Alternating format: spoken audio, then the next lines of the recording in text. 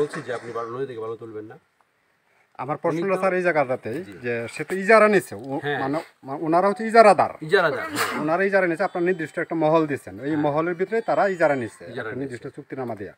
এখন যারা ভালো ব্যবসা করতেছে এরা তো অন্য ব্যবসায়ী, আচ্ছা যেমন আমি একজন ব্যবসায়ী হইতে পারি। হ্যাঁ হ্যাঁ, আমার মনে হয় যেটা আমার ধারণা যে যারা মূল ব্যবসায়ী এদেরকে ধরে আপনি মানে যতদিন ধরে মানে অভিযান করতেছেন আমরা প্লিজ আমরা খুশি। আমরা আমার মনে হয় মানে আপনার মানে ওদের প্রতি দৃষ্টি দেওয়া উচিত।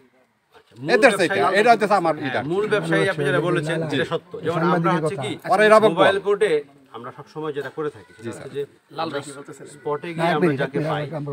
স্পটে গিয়ে আমরা যাকে পাই তাকে কিন্তু আমরা আটক করি।